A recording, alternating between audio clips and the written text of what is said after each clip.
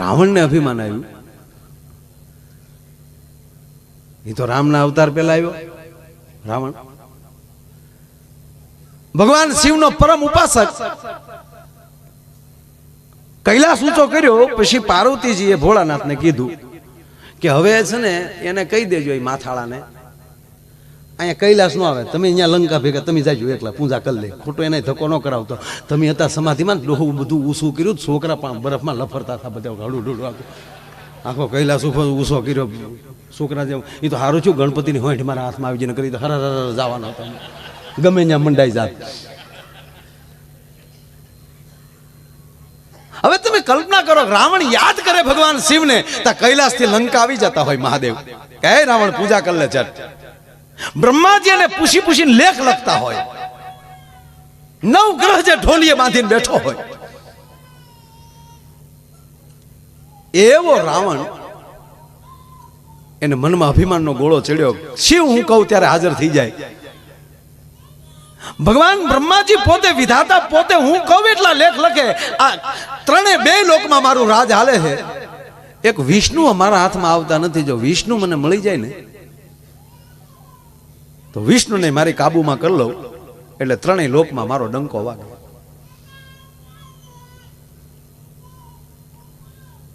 પછી વિષ્ણુને ગોતેણે ચડ્યો રાવણ. જે હોય ને મળે વિષ્ણુ, વિષ્ણુ ક્યાં છે? બોલે કે ભાઈ આપણને ખબર નથી વિષ્ણુ, તે હું થડે આવો. બહુ સારું દ્રષ્ટાંત છે બાપુ, એટલે લઉં છું. જે મળે ને કે વિષ્ણુ ક્યાં છે, વિષ્ણુને મને બોલા, વિષ્ણુને મેળવી ગયો એટલે ભૂકા નો કાઢ નાખો તો રાવણીયું નહીં. એમાં કોકે કીધું કે હમણાંથી બલિરાજા એને હારા સંબંધ થયા છે. એટલે બલિ તે દૈત પુત્ર કે અપને વાલા બલિ, હા અપને વાલા. એક તો રાવણ ક્રોધિત હતો અને એના સમાજનો માણસ વિષ્ણુની નજીક, એટલે જે સમાજને વિષ્ણુનો વિરોધ હોવો જોઈએ એને બદલે બલિ એની નજીક વહી ગયો. હા ના આવ્યો તેથી પાતાળ લોકમાં એનું રાજ આલે બલિનું. આવ્યા પાતાળ લોકમાં રાવણ, વિષ્ણુના ડેલી હતી એની બહાર એના દરવાજા આવીને એક ઘાન ત્રણ કટકા રાવણ બોલે, એ બલિ બહાર આવે બોલું. બોલો બલિ રાજા ને થરેરી ગયો, કોણ આવ્યો? આમ જ્યાં ડેલીની બારી ખોલી તા લંકેશ હાથ જોડીને વેરા બલિ રાજા કે આઈએ લંકેશ, પાતાળ લોકમાં તમારું શું સ્વાગત કરું? સ્વાગત નથી કરવું. વિષ્ણુ ક્યાં છે? મેં સાંભળ્યું છે તારે સારા સંબંધ, બધું થઈ રહેશે પણ તમે પધારો તો ખરા. મહેમાન થી મહેમાન થઈને નથી આવ્યો, પૂછવા આવ્યો છું. અને એ બલિ એક વાર જો મારા હાથમાં વિષ્ણુ આવી જાય અને જો ભૂકા નો કાઢ નાખો તો રાવણની મારી ભુજાઓની તાકાતની તને ખબર નથી. મેં કૈલાસ ઊંચો કર્યો છે ભુજાઓથી, આવું 10 વાર બોલી ગયો. મેં કૈલાસ ઊંચો કર્યો, વાયડે સડી ગયો, બહુ તાન કર્યું ને ત્યારે બલિ એટલું બોલ્યા કે એ રાવણ, બોલતા પેલા વિચાર કરજે, તું મહારાજ બલિની સામે ઉભો છો, તું ઓળખશે છો મને કે એક દિવસ ધરતીનો માલિક હું હતો. બલિની ભુજાઓની તાકાતની તને ખબર નથી. અને ક્યારનો તું છોડ્યો છો? વિષ્ણુ ક્યાં છે? વિષ્ણુ ક્યાં છે? વિષ્ણુ દોષ ને તારે, એટલે અંદર આય, અંદર હાલ. બલિ બારી માલી અંદર ગયા, રાવણ આમ બારી માલી આમ ત્રાહા થઈને, કારણ કે ઓલા 10 માથા આવે ને એટલે આમ ત્રાહું થયું.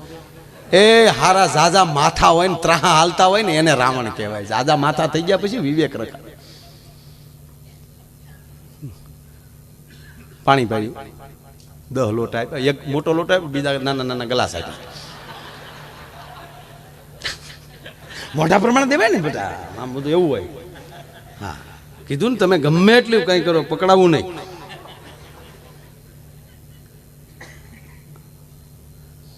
રાવણ, તારી ઘોડે હું વિષ્ણુને હું જ ગોતતો હતો.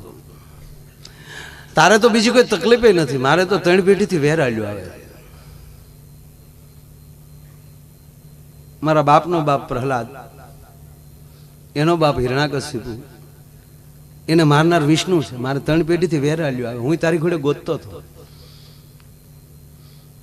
પણ રાવણ વિનંતી કરીને એટલું કહું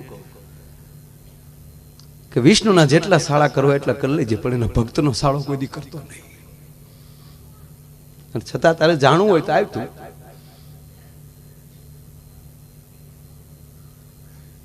વામન બનીને જેથી મારી પાસે આવ્યો ને વામન માલી વિરાટ બન્યો ને, 3 ડગલામાં પૃથ્વી માપી લીધી, હું એના ચરણે વયો ગયો હતો. કહો વામન બન વિરાટ આવ્યો હોય તો વિરાટ માલી વિરાટ બન્યો હોય તો કૌડો થાય, અને અરે વેર ન રખાય. અને હે રાવણ, મારા વિષ્ણુના તળિયા હું મારી જીભથી સાધતો હતો. અને ભગવાન વિષ્ણુએ જ્યારે મારા મોઢા સામું જોયું કીધું ભલે શું કરે કે મારા બાપ, હું તો દૈત્યનો દીકરો છું, મારા વાળે બરડ હોય ને તારો તો કમળની પાંખડી જેવા તારા પગના તળિયા છે, તે મારા માથા ઉપર પગ મૂક્યો, મારા વાળથી જો તને સેય વેદના થઈ હોય તો આ બલીને માફ કરજે, એટલે તારા જીભ પગના તળિયા મારી જીભે જીભે સાટું છું. ત્યારથી અહીં પાતાળ લોકમાં બેઠો છું.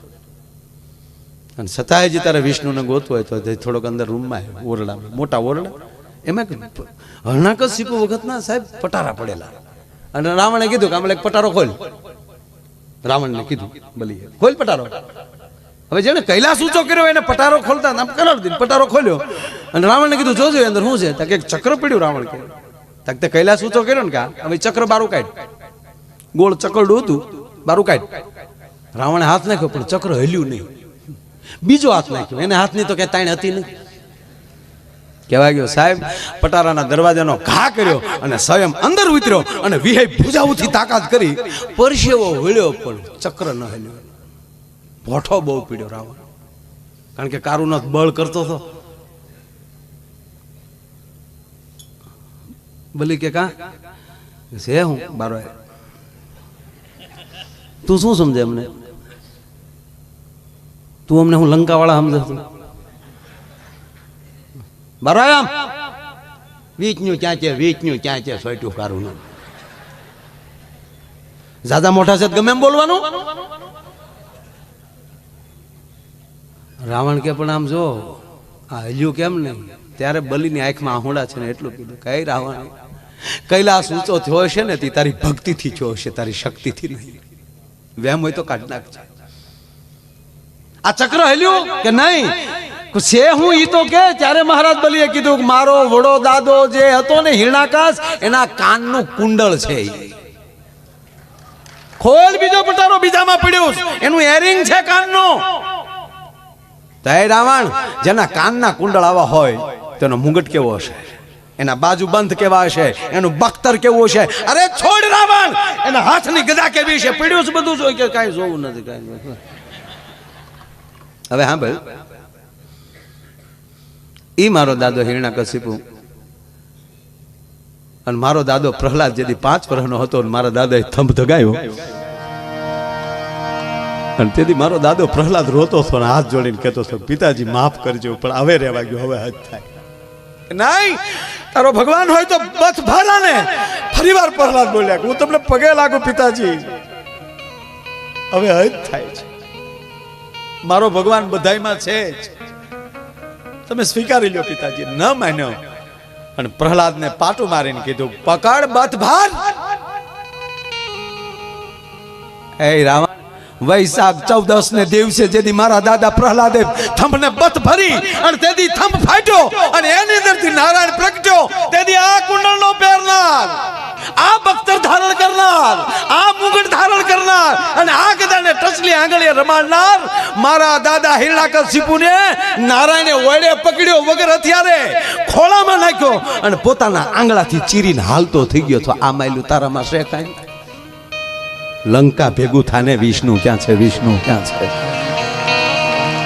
અને તારે જો એને વેર જ કરવું હોય ને તો જેથી માનવ રૂપ ધારણ કરીને ધરતીમાં આવે ને તેથી સાળો કરજે, બાકી એનો સાળો કરવા જેવો નથી. એટલે અમારો કવિ કાગ બાપુ લખે કે એને ભરોસે રહેવાય. એમાં પંડના દાપણ નો ડોળાય, આમ હોય ને તેમ હોય. કૃષ્ણ ગીતામાં આમ બોલ્યા ને એની ભૂલું તું હું કાઢ ભાઈ. આવું કીધું છે ભગવાન, ઈ જ કીધું, તારા હાટું નથી કીધું. સ્વીકારી લે. એટલે હું કહું આ દુનિયામાં કોઈ એવું દુખી છે જ નહીં. તમારા આખા જેટલા સરપંચો, 2 તો બોડકીના સરપંચ બેઠા છે, બધા આજુબાજુના ઘણા ગામ છે, કોઈ તમારા આખા ગામમાં આપણે જાત કે આખો દી મહેનત કરે ને સાંજે રોટલા ભેગો થાય. તાલુકામાં સદસ્યો બેઠા છે. આવ્યો કોઈ એવો કે ભાઈ સાંજે માઇન્ડ રોટલા ભેગા થાય? નહીં, એવું એક પણ વ્યક્તિ નથી. અત્યારે કાગળ વીણે ને એ ટેસડા કરે. સાહેબ ગંદકી તો માણસની આંખમાં છે, બાકી કચરો વીણવા વાળાને એમાં એનો રોટલો દેખાય છે. અને મેં પહેલા કીધું ને કે તમને કોણ બોલાવે છે એના ઉપર આધાર છે, બાકી વેલકમ તો પગ લૂસણિયા ઉપર લખ્યું હોય છે. નાની હુની વાત નથી આ ભાઈ. કોણ તમને બોલાવે છે એના ઉપર આધાર છે.